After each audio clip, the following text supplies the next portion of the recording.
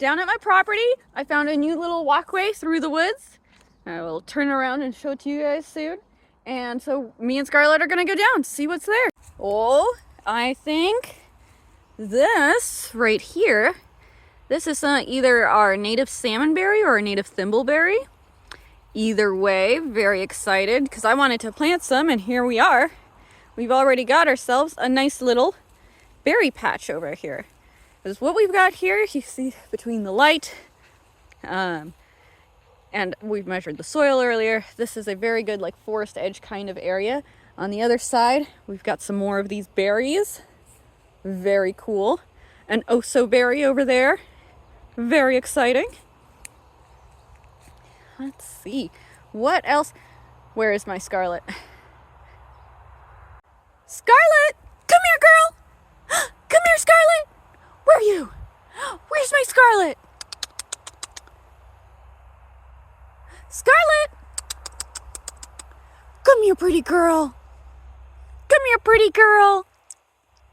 There she is. Scarlett! Yeah, come here. Come here. What a good girl. Oh, and shoot, you guys, we were just standing in front of these. I got distracted because of my puppy. But this actually might be like a larger trailing blackberry, one of our native ones. And the reason I don't think it's a Himalayan is because you can see it's the same color all the way around, and it's the stem, out of focus.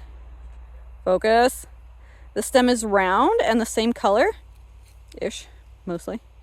Again, might be wrong. I'm not going to say I'm a world-class identifier. But usually the Himalayan blackberry will have more of a square stem and a very clear coloration on either side. This is, however, it's got pretty sharp spines here. So I'll probably do a little plant ID identification. Okay, so I use PlantNet. It's a free app, and it says this is trailing blackberry. So this is our native blackberry right here, and you can see it's big, you guys. I usually never see these this big. So this is fantastic. I'm very excited. And look who's here. This is our Western red cedar. This is a sacred tree to pretty much every tribe that lived here. And the reason for that is that this tree is, it's antimicrobial, it's it's flame retardant, and it can make a really good waterproof thing. So this was used a lot to make everything. Obviously, I'm not an expert. I'm not native to this region. I don't belong to a tribe, but it's very nice to see this here. It's a good sign. Western red cedars only grow in areas where there's a lot of moisture, so that tells us something about the soil. I don't really use it medicinally, but I love having them around. I definitely feel the, I don't know, the peace that it brings, the protection. Aha!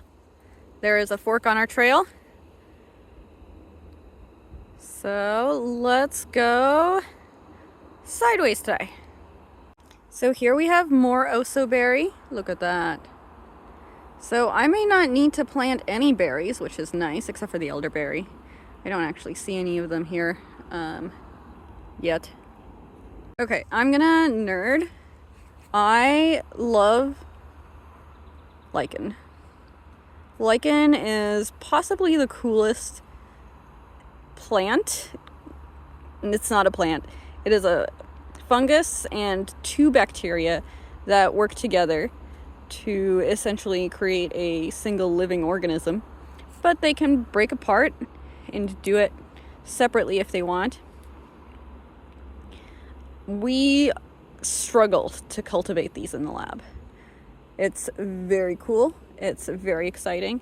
I think they're fantastic. I also really like moss.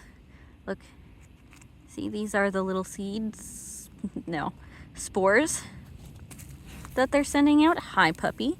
And I love, these structures are so intricate, and yet it's all one cell type.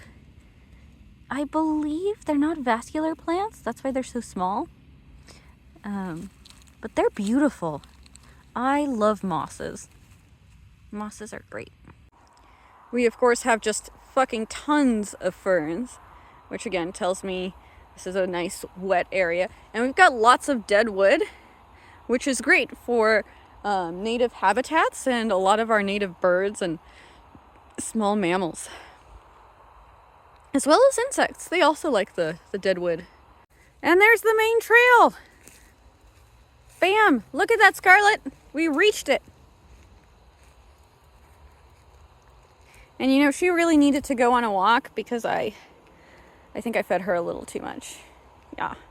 You just need to work it off a little. Look who we have here. I don't actually know who we have here. This is what's called an LBM. It's a little brown mushroom. Could literally be anything, so don't eat it unless you have a microscope and you're going to do a spore test. My microscope's not here, and I don't even know what I would be looking for on a spore test, honestly, so we're not. Last one, although somebody is tearing it up, thank you. We've got some Oregon grape growing here. Now, the berries are edible. They're very sour. Personally, I prefer the flowers and the young leaves in terms of eating. But I suppose you could make a very nice jam out of them, the berries. The roots are used medicinally. They're an antimicrobial, commonly used for like colds and flus and shit.